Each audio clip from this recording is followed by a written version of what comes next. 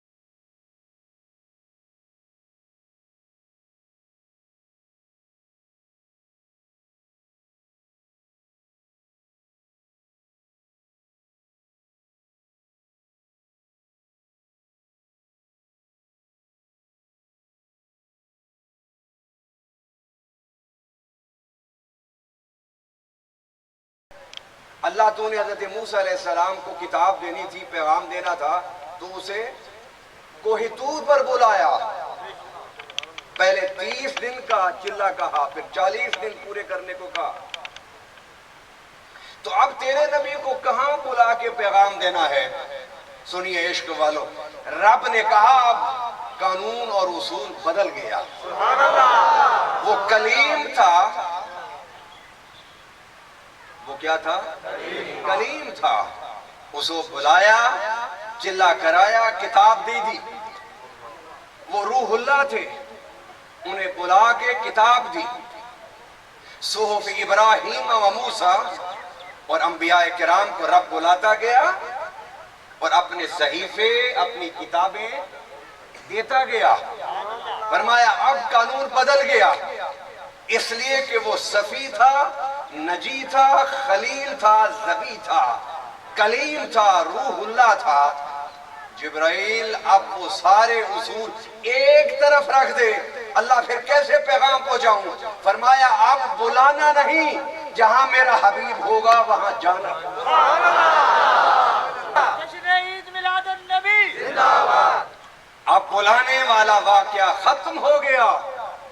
جن کو میں بلاتا تھا وہ کچھ اور تھے، اب بلانا نہیں، جہاں میرا حبیب ہوگا وہاں جانا ہوگا۔ تو نے سنا نہیں کہ حضرت موسیٰ علیہ السلام کو رب نے کہا تھا، موسیٰ نے پوچھا مل فرق بین الحبیب والکلیم، کہ حبیب و کلیم میں کیا فرق ہے؟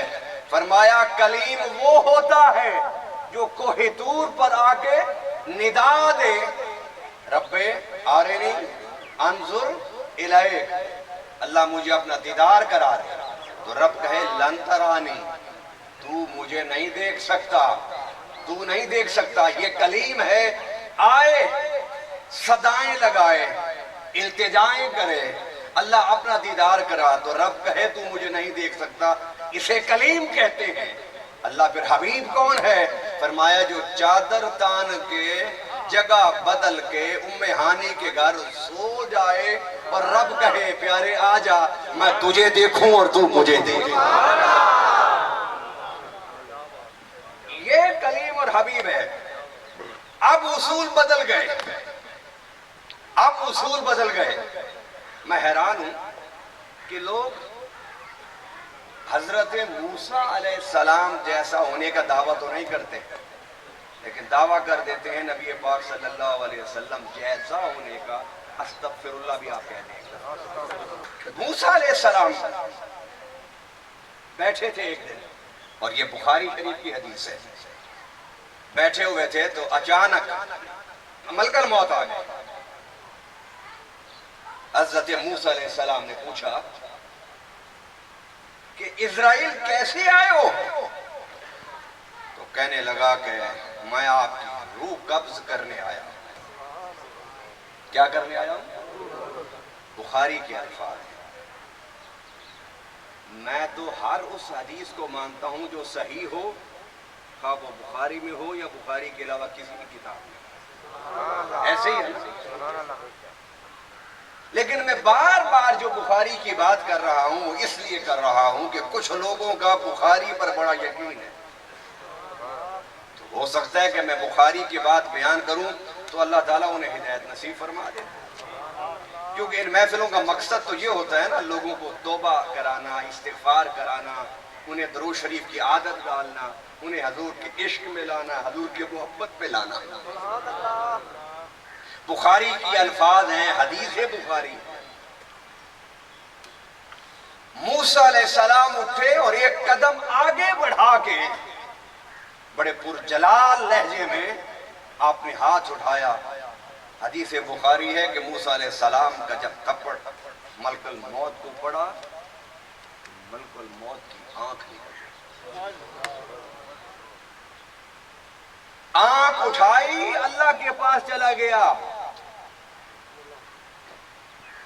اللہ کے پاس چلا گیا۔ اللہ پوچھتے ہیں کہ موسیٰ کی روح لے آئے ہو؟ تو کیا جواب دیا ہوگا؟ اسرائیل نے بتایا۔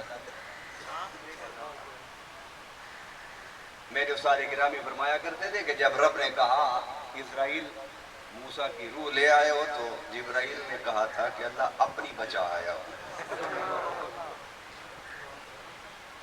کہ یہ کیا ہے؟ آپ نے کہا کہ اسے تھپڑ مار آنکھ نکال دی۔ میں حدیث پوری کر کے آپ کو عشق کے 2 پوائنٹ سنا کے پھر واپس اپنے موضوع کی طرف۔ اللہ تعالیٰ نے آنکھ اٹھائی اور لگا دی، ملک الموت کی آنکھ ٹھیک ہو۔ حدیث ذرا یاد رکھیے گا، میں نے پہلے کہا ہے کہ آپ مسجد کے اندر بیٹھیے، اپنے روح اور جسم سمیت، اپنی عقل اور فکر سمیت۔ یہ محفل روز روز نصیب نہیں ہوتی، اور میرا ایمان ہے کہ میرے آقا کا فرمان ہے کہ جہاں نیکوں کا ذکر ہو ایسی محفلوں میں جانے سے گناہ اللہ معاف کرے۔ جنت کا مینڈا لے جاؤ، موسیٰ کے بعد موسیٰ علیہ السلام کے پاس گئے، دور کھڑے ہو کے ہاتھ باندھ لیے۔ کیا باندھ لیے؟ کیا باندھ لیے؟ اسرائیل کو تو ہاتھ باندھنے اس وقت یاد آئے جب تھپڑ، اور ہم نے پہلے سے ہاتھ باندھے ہوئے، اس لیے کہ ہمارے پیروں نے ہمیں سکھایا ہے کہ جب مصطفیٰ پر درود پڑھو تو ہاتھ باندھ کے، اس لیے کہ ملتا اسی کو ہے جو ادب سے ہاتھ باندھ کے کھڑا ہو۔ کہا کہ یہ کیا ہے؟ کہا موسیٰ علیہ السلام نے پوچھا کیسے آیا ہو آپ؟ اب نہیں کہا کہ میں آپ کی روح نکالنے آیا ہوں، اب عرض کرنے لگے کہ اللہ نے یہ جنت سے مینڈا بھیجا ہے، اس پر ہاتھ رکھیے، جتنے بال اس کے نیچے آ جائیں گے اللہ اتنے سال آپ کو عمر عطا فرما دے گا۔ موسیٰ علیہ السلام نے پوچھا کہ پھر کیا ہونا ہے؟ کہا پھر مرنا ہے۔ فرمایا پھر رب سے کہو کہ میں اب جانے کے لیے تیار ہوں۔ پھر بھی مرنا ہے تو اب چلتا ہوں۔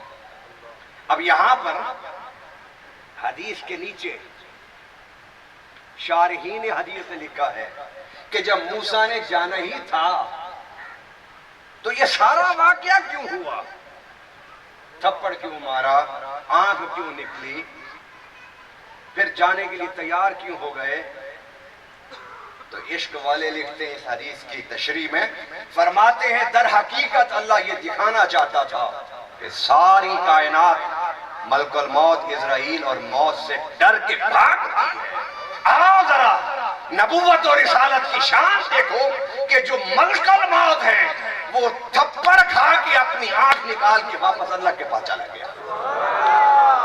رب نبی اور رسول کی طاقت تمہیں دکھانا چاہتا تھا۔ اور دوسری بات یہ کہتے ہیں کہ اذا جاء اجلهم لا يستأخرون ساعة ولا يستقدمون، کہ جب موت آئے ایک لمحے آگے پیچھے، بلند آواز سے آگے پیچھے، یہاں رب دکھانا چاہتا تھا کہ یہ میرا اصول نبیوں کے لیے نہیں ہے، رسولوں کے لیے۔ میرے نبی اور رسول تم جیسے نہیں، جب تمہاری موت آئے تو ڈر کے غش کھا کے گر جاتے ہو، اور میرے نبی کے پاس جب ملک الموت آیا تو تھپڑ کھا کے واپس پلٹ گیا، اور جب تمہارے موت آئے گی تو 1 منٹ آگے پیچھے نہیں آئے گا۔ دیکھو میرے نبی کی شان کو کہ موت آئی تھپڑ کھا کے واپس چلی۔ رب بتانا چاہتا تھا کہ میرے نبیوں کو اپنے جیسا نہ سمجھنا۔ اور تیسری بات یہ کہ وہ آئے اور پھر مینڈھا پیش کیا کہ ہاتھ رکھیے اس پر، جتنے بال نیچے آ جائیں گے اللہ اتنے سال زندگی بڑھا دی گا۔ قرآن میں اللہ کہتا ہے کہ ایک ساتھ ایک لمحہ بھی آگے پیچھے نہیں ہوتا، تو فرمایا کہ وہ عام لوگوں کا معاملہ ہے۔ میرے نبی جب بھی دنیا سے جائیں گے اپنی مرضی سے، ارادے سے، رضا سے جائیں گے، رضا سے جائیں گے۔ اللہ اکبر۔ اب آخری بات جو اس حدیث کے نیچے شارحین نے حدیث نے لکھی، بڑی ایمان افروز بات ہوئی کہ جب موسیٰ علیہ السلام نے جانا ہی تھا تو پھر یہ سارا معاملہ کیوں ہوا؟ اللہ اکبر۔ فرمایا اس لیے کہ موسیٰ کے بعد کچھ مدت کے بعد میرے حبیب نے آنا تھا، اس لیے اللہ چاہتا تھا کہ میں اسے ادب سکھا دوں کہ میرے حبیب کی بارگاہ میں کیسے جانا، اور پھر سکھایا یا نہیں سکھایا؟ اس لیے کہ نبی دنیا سے جانے کے بعد بھی زندہ ہوتا ہے۔ اب یہ لفظ